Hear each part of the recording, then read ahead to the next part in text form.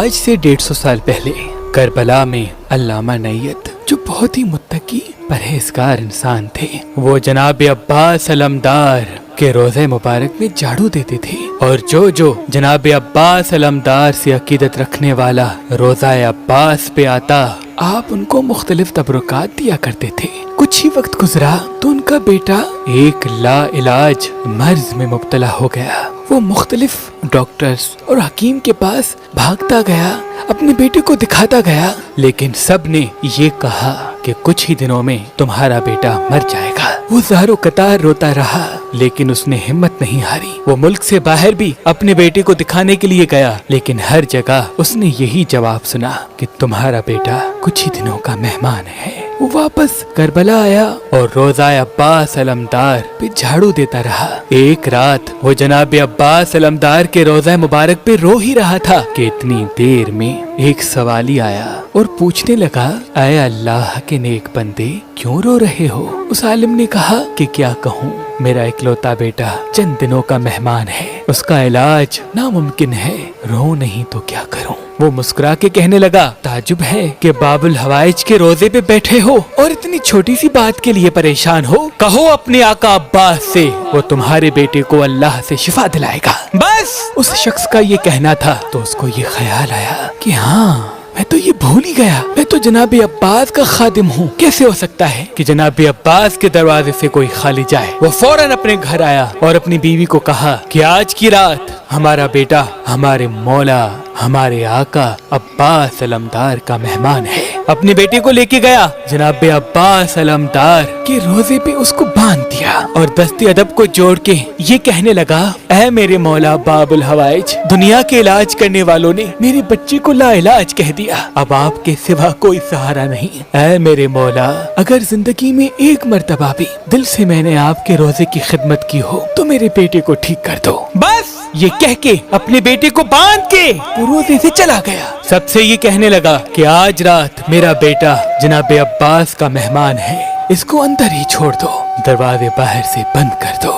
سب لوگ روزہ عباس کو بند کر کے واپس چلے گئے۔ وہ عالم ساری رات روتا رہا، دعائیں مانگتا رہا، اس کی بیوی روتی رہی، دعائیں مانگتی رہی۔ روتے روتے ابھی اس کی آنکھ لگنی تھی کہ اتنی دیر میں دروازے پہ کوئی آیا۔ اس نے جیسے ہی دروازہ کھولا، اس عالم کا ایک دوست کہنے لگا کہ میں نے ایک خواب دیکھا ہے کہ تمہارا بیٹا ٹھیک ہو گیا، وہ جناب عباس کے روزے پہ ہے۔ اس عالم نے کہا، ہاں، میں تو اپنے بیٹے کو جناب عباس کے روزے پہ چھوڑ کے آیا ہوں، تم نے خواب کیا دیکھا؟ وہ کہنے لگا کہ میں نے خواب دیکھا کہ تم نے اپنے بیٹے کو جناب عباس کی زری سے باندھا اور دروازہ بند کر کے جیسے ہی واپس آیا، اتنی دیر میں حضرت عباس علمدار زری مبارک سے باہر آئے اور کہنے لگے، اے میرے اللہ، اس سوالی کو میرے صدقے شفائے کاملہ عطا فرما۔ جیسے ہی مولا عباس نے یہ کہا، اتنی دیر میں آسمان سے 2 فرشتے آ گئے اور وہ کہنے لگے، اے شہنشاہ وفا،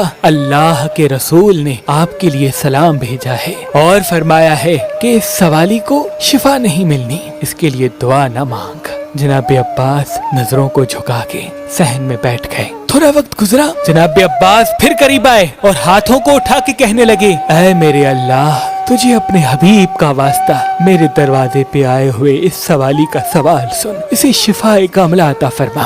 جناب عباس نے جیسے ہی یہ کہا، فرشتے پھر سے نازل ہوئے اور کہنے لگے، غازی عباس علمدار، آپ کو اللہ کے رسول نے سلام بھیجا ہے اور فرمایا ہے کہ اس سوالی کے لیے دعا نہ مانگ، اس کی زندگی پوری ہو چکی ہے۔ اب فرشتوں نے جب یہ کہا، جناب عباس نے کہا، اے فرشتوں، چلو مل کے اللہ کے رسول کی دربار چلتے ہیں۔ میں نے دیکھا جناب عباس اور فرشتے اللہ کے رسول حضرت محمد مصطفیٰ صلی اللہ علیہ وآلہ وسلم کی دربار آئے اور جناب عباس نے رسول اللہ کے قدم چومے اور ایک غلام کی طرح بیٹھ کے یہ فرمانے لگے، اے اللہ کے رسول، میں آپ کے در پہ ایک عرض لے کے آیا ہوں۔ اللہ کے رسول نے فرمایا، اے عباس، کیا کہنا چاہتے ہو؟